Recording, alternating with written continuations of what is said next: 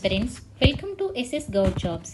ఈరోజు మనము ఆంథ్రోపాలజీ ఆప్షన్లో ఆన్సర్స్ ఎలా రాయాలి అనేది చూద్దాం. సో ఫస్ట్ మనము ఎప్పుడైనా కూడా ఆన్సర్ రాసే ముందు ఫస్ట్ క్వశ్చన్ని కేర్ఫుల్గా చదవాలి. ఓకేనా? Read the question very carefully. క్వశ్చన్ని చాలా జాగ్రత్తగా చదివి దాన్ని మనం అర్థం చేసుకున్న తర్వాత అప్పుడు మనం ఆన్సర్ అనేది స్టార్ట్ చేయాలి. అండ్ క్వశ్చన్ కూడా మీరు ఎప్పుడైనా ఆన్సర్ రాసేటప్పుడు ఒక ఆన్సర్ స్ట్రక్చర్ అనేది ఫాలో అవ్వండి. ఎందుకంటే చాలామంది పారాగ్రాఫ్ ఫాలో అవుతారు. పారాగ్రాఫ్ కంటే మీరు ఒక స్ట్రక్చర్ ఆఫ్ ఆన్సర్ ఫాలో అవడం వల్ల మీకు ఏంటంటే మార్క్స్ అనేవి చాలా ఎక్కువ వెయిటేజ్ వచ్చే ఛాన్స్ మీకు ఉంటుంది. ఓకేనా? సో మరి ఈ స్ట్రక్చర్ ఎలా ఫాలో అవ్వాలి? ఫస్ట్ ఇంట్రడక్షన్ పార్ట్, తర్వాత బాడీ, తర్వాత conclusion. So introduction, body part and conclusion ఎలా రాయాలనేది నేను మీకు చెప్తాను. సో ఫస్ట్ చూద్దాం. ఫస్ట్ ఎప్పుడైతే మీరు క్వశ్చన్ చదువుతారో, క్వశ్చన్ చదివినప్పుడు జస్ట్ కవర్ ఈచ్ ఏరియా, మీరు క్వశ్చన్లోని ప్రతి ఏరియాని కవర్ చేయడానికి ట్రై చేయండి. ఓకేనా?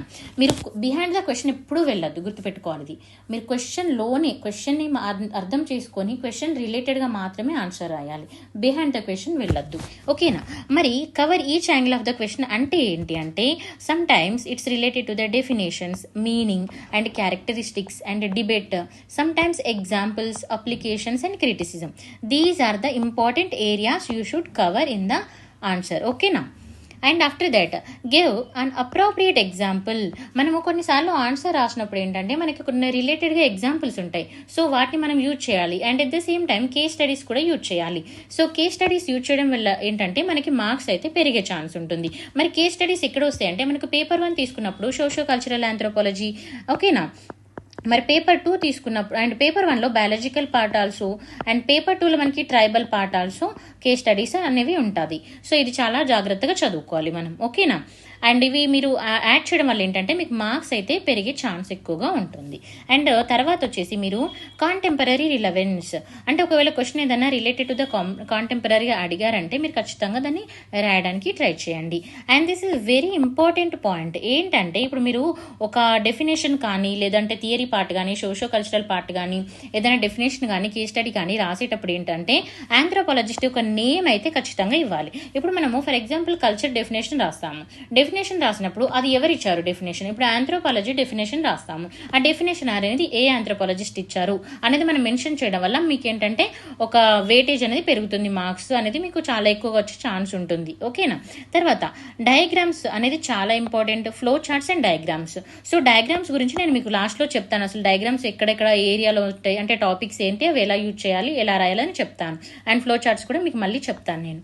అండ్ ఇంకేం రాయాలి మరి మీరు ఆన్సర్లో అంటే, మీరు ఆన్సర్ రాసేటప్పుడు హెడ్డింగ్స్ ఇవ్వాలి అండ్ సబ్ హెడ్డింగ్స్ అనేది ఖచ్చితంగా ఇవ్వండి. And underline the important words, examples and names. ఏదైనా ఇంపార్టెంట్ వర్డ్స్ ఉంటే వాటిని అండర్లైన్ చేయండి. ఎగ్జాంపుల్స్ ఏదైనా రాస్తే అండర్లైన్ చేయండి. అండ్ ఇంకా నేమ్స్, ఇప్పుడు నేమ్ ఆఫ్ ఆంథ్రోపాలజిస్ట్లో కొన్ని నేమ్స్ ఉంటాయి కదా ఇంపార్టెంట్వి, అలాంటివి ఉన్నప్పుడు ఏంటంటే మీరు అండర్లైన్ చేసుకోండి. అదేంటంటే రిప్రజెంటేషన్ అనేది చాలా బాగుంటుంది. ఎవాల్యుయేటర్ చూడగానే ఏంటంటే వాళ్ళకు ఒక క్లారిటీ అనేది వస్తుంది. ఓకేనా? సో అండ్ అది వాళ్ళకి చదవడానికి బాగుంటుంది, మీకు కూడా టైం అనేది సేవ్ అవుతుంది. అండ్ తర్వాత స్ట్రక్చర్ ఆఫ్ ఆన్సర్ అని చెప్పాము ఇందాక. మరి ఎలా రాయాలి? Introduction part, body part, conclusion part మనం ఎలా రాసుకోవాలి? సో ఎప్పుడైనా గుర్తుపెట్టుకోండి, మనం ఆంథ్రోపాలజీలో రాసేటప్పుడు ఇంట్రడక్షన్ పార్ట్ తీసుకున్నప్పుడు మరి ఎలా రాసుకోవాలంటే first main definition. For example ఇప్పుడు క్వశ్చన్ రిలేటెడ్గా మనకి సోషో కల్చరల్లో అడిగారు అనుకోండి.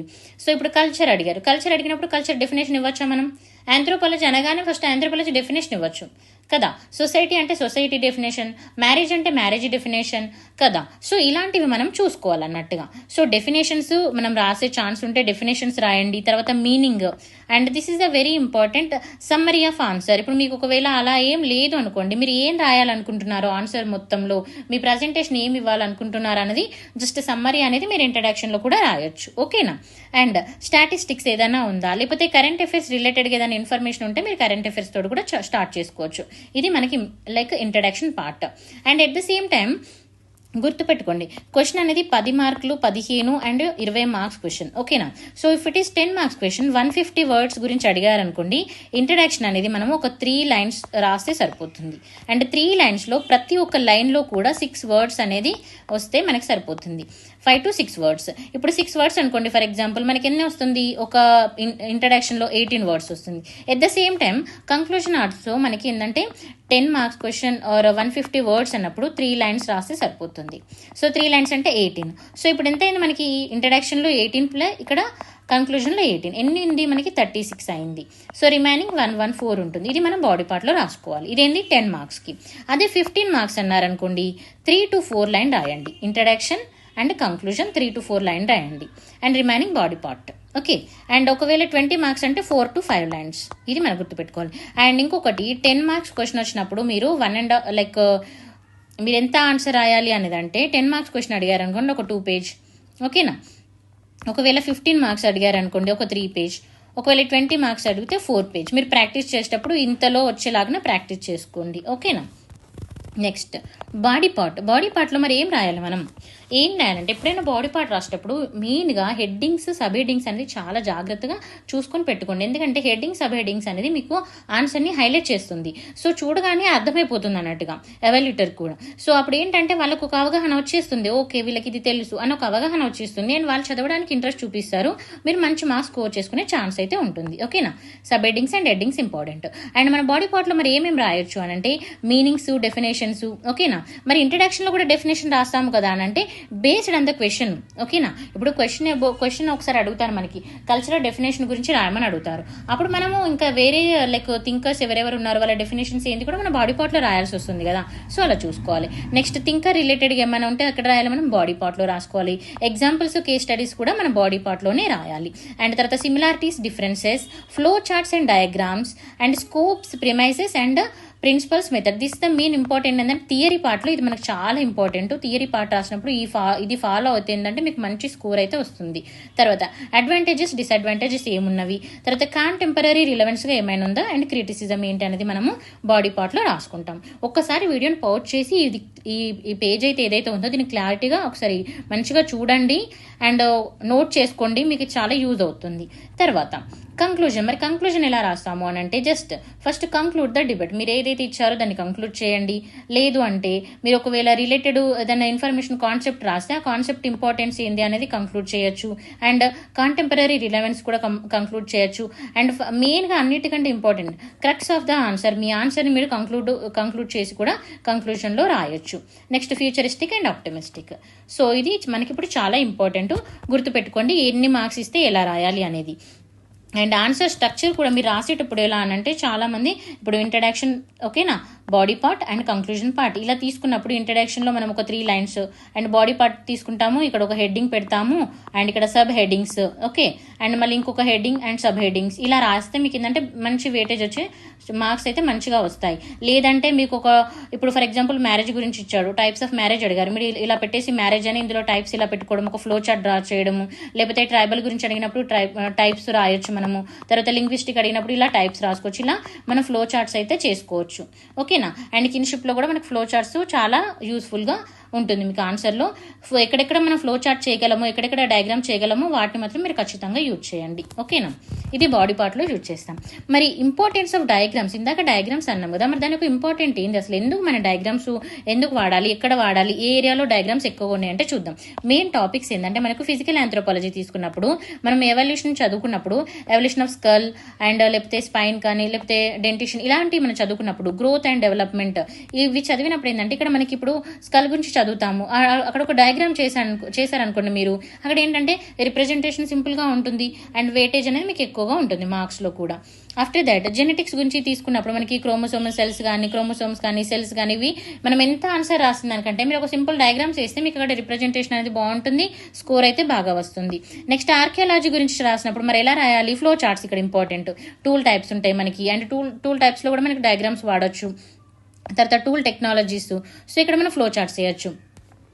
మెయిన్గా మనం సోషో కల్చరల్ ఆంథ్రోపాలజీ తీసుకున్నప్పుడు ఇక్కడ మ్యారేజ్, ఫ్యామిలీ, కిన్షిప్, సో వీటిలో మనం ఏంటంటే ఫ్లో చార్ట్స్ చక్కగా వేయచ్చు అండ్ డయాగ్రామ్స్ కూడా కొన్ని వేసుకోవచ్చు, అవి చూడండి. అండ్ ఇంకా నెక్స్ట్ వచ్చేసి map of India and world, ఇవి ఎక్కడ యూజ్ అయితే మనకి ఇప్పుడు మనం ఆర్కియాలజికల్ సైట్స్ రిప్రజెంట్ చేయాల్సి వస్తుంది, ఓకేనా. సో అలాంటప్పుడు లేదంటే లింగ్విస్టిక్ మన డిస్ట్రిబ్యూషన్ ఆఫ్ ద ట్రైబ్స్ ఉంటారు, ట్రైబల్ యొక్క డిస్ట్రిబ్యూషన్ ఏ ప్లేస్లో ఉంది లాంగ్వేజ్ పరంగా, సో అలా ఏమైనా తీసుకున్నప్పుడు మనము మ్యాప్ అయితే యూజ్ చేయొచ్చండి. మీరు అలా యూజ్ చేయడం వల్ల ఏంటంటే మీకు స్కోరేజ్ అయితే పెరుగుతుంది. తర్వాత ప్రాక్టీస్ డయాగ్రామ్స్. నేను మీకు చెప్పేది ఏంటంటే డైలీ ఒక 10 to 15 minutes డయాగ్రామ్స్ ప్రాక్టీస్ చేయండి. అండ్ డయాగ్రామ్స్కి ఒక సపరేట్ నోట్స్ అయితే పెట్టుకోండి. ఎట్ ద సేమ్ టైం ప్రతి టాపిక్ని క్లియర్గా చదువుకొని టాపిక్ మీద మీరు ఒక చిన్న షార్ట్ నోట్స్ అయితే చేసుకోండి, ఓకేనా. అండ్ ఆఫ్టర్ దట్ అడ్వాంటేజెస్ ఏంటి మెయిన్ అని అంటే, ఇక్కడ మీరు ఎప్పుడైతే మీరు డయాగ్రామటిక్ రిప్రజెంటేషన్ ఇస్తారో మీ ఎవాల్యుయేటర్ ఏంటంటే మీకు అది ఒక క్వశ్చన్ చూడగానే వాళ్ళకి అర్థమైపోతుంది. హెడ్డింగ్స్ సబ్ హెడ్డింగ్ చూడగానే ఒక క్లారిటీ వస్తుంది, వాళ్ళ టైం సేవ్ అవుతుంది, at the same time me time save అవుతుంది. మరి మీ టైం ఎలా సేవ్ అవుతుంది అని అంటే, ఇప్పుడు చూడండి మనకు కొన్నిసార్లు ఒక క్వశ్చన్కి చాలా డేటా వచ్చు, బట్ దాన్ని ఎలా ప్రజెంట్ చేయాలో తెలియదు, కొంటే రాసేస్తాం, మిగతాదంతా వదిలేస్తాం. అలా కాకుండా ఇప్పుడు మీరు డయాగ్రామటికల్ రిప్రజెంటేషన్ ఇచ్చారనుకోండి, for example types of marriage, మీరు హెడ్డింగ్స్ పెట్టుకుంటూ పోతే 4 పేజీలు వస్తుంది. సో టైప్స్ ఆఫ్ మ్యారేజ్ అని పెట్టి ఒక చిన్న ఫ్లో చార్ట్ వేసారనుకోండి, ఇలా పెట్టేసి ఒక ఫ్లో చార్ట్ వేస్తే ఇక్కడ అర్థమైపోతుంది కదా ఎన్ని టైప్స్ ఉన్నాయి అనేది. సో రిమైనింగ్ మీరు రాసే ఆన్సర్ అంతే ఏంది ఎక్స్ప్లెనేషన్ ఉంటుంది. సో ఇప్పుడు ఎప్పుడైతే ఎవాల్యుయేటర్ దీన్ని ఇలా చూస్తారో చూడగానే అర్థమైపోతుంది కదా. సో అదొకటి చూసుకోండి, అండ్ మీకు కూడా టైం సేవ్ అవుతుంది. అండ్ వర్డ్ లిమిట్ కూడా సరిపోతుంది, ఎందుకంటే కొన్నిసార్లు మనము వర్డ్స్ లిమిట్ సరిపోదు, ఎక్కువ రాసేస్తుంటాము. సో అలా, ఓకేనా. And this is the very important అండి. ఇంకా మీకు ఇక్కడ ఏదైనా డౌట్ ఉంటే ఆన్సర్ రైటింగ్ ఎలా రాయాలన్నది మీరు కమెంట్ సెక్షన్లో అడగండి, నేను చెప్తాను, ఓకేనా. ఓకే అండి, థ్యాంక్ యూ ఫర్ వాచింగ్. మీకు ఈ వీడియో నచ్చినట్టయితే లైక్, షేర్ అండ్ సబ్స్క్రైబ్ చేయండి.